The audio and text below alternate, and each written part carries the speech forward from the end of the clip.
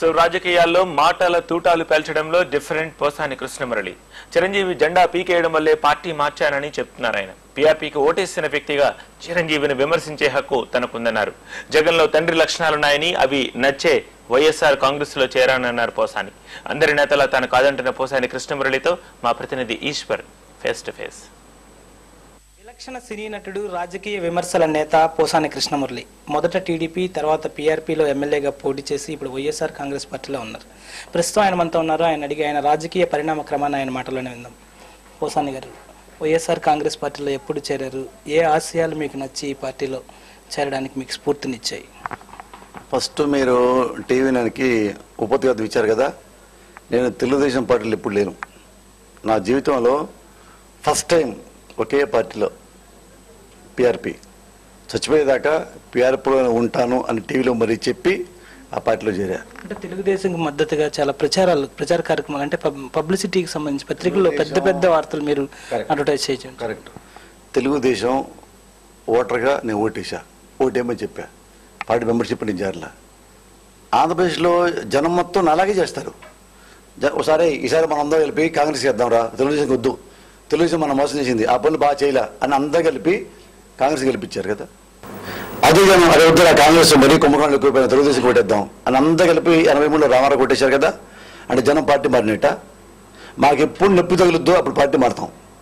నేను కాదు, జనమే మారుతారు. నేను మినహాయింపు పోసాని కృష్ణమురళి. నేను పీఆర్పీలో వెళ్ళా, పీఆర్పీలో ఎమ్మెల్యేకి పోటీ చేసినప్పుడు కూడా ప్రజారాజ్యం పార్టీలో మీరు చేరేటప్పుడు కూడా చిరంజీవి మహా వ్యక్తి, సమకాలీన రాజకీయాల్లో గొప్ప నేత అని పోవడం జరిగింది. తర్వాత మళ్ళీ ఇప్పుడు చిరంజీవిని విమర్శిస్తున్నారు. ఎలా అర్థం చేసుకోవాల్సి అని చెప్తా. నేను పీఆర్పీలో చేరా. నా జీవితంలో ఫస్ట్ టైం పీఆర్పీలో పార్టీలో చేరటం, మెళ్ళ జెండా వేసుకోవటం. దాని తర్వాత పీఆర్పీ వాళ్ళు వాడే నా పిలిచి మళ్ళీ నీలాంటి వాళ్ళు అసెంబ్లీలో ఉంటే బాగుంటుంది అన్నాక ఎమ్మెల్యే టికెట్ వాళ్ళే ఇచ్చారు. మీ టీవీనే క్లిప్పింగ్ చూసుకోండి. నేను చిరంజీవి ఏటపూడాను సార్, చిరంజీవి గారు నాకు ఇష్టం, ఇప్పటికి ఇష్టమే చిరంజీవి గారు నాకంటే మనిషిగా. చిరంజీవి గారు మంచోడు, నాకు బాగా ఇష్టం. జేరియాను ఎలక్షన్ ఆయన ఓడిపోయాడు, నేను ఓడిపోయా, పార్టీ పోయింది. పార్టీ పోయిన తర్వాత ఏం చేయాలి? ప్రతిపక్షంలో కూర్చొని ఫైట్ చేయాలి. ఫైట్ చేయలే, ఎందుకు తిట్టకూడదు? నేను నమ్మి 70 లక్షల మంది ఓటేశారే, నాలాంటి వాళ్ళ జీవితాలు పోగొట్టుకున్నామే, నేను నమ్మి భుజమైన కండాసి తిరిగామే. మేము ఓడిపోయి 4 గుళ్ళు తీర్థయాత్రలు చెలుపున పార్టీ జెండా మారేశావు, పక్కన కాంగ్రెస్ దూకేశావు. అడిగకు నాకు లేదా? తిట్టకు నాకు లేదా? ఎవడో ఇష్టమే. ఎంత ఇష్టం? నువ్వు నా బాగున్నంత వరకు, ఫ్రెండ్లీగా ఉన్నంత వరకు, ప్రజలకు ఉపయోగపడేంత వరకు. నాకు ఉపయోగపడగల చిరంజీవి గారు ప్రజలకు ఉపయోగపడాలి. ఎంత ఉపయోగపడ్డాడో మీ టీవీ నేను మీరే సమాధానం చెప్పండి. చిరంజీవి గారు ఈ గొప్ప పనులు చేశాడండి రాజకీయాలు అయిన తర్వాత అని 2-3 మీరు చెప్పండి.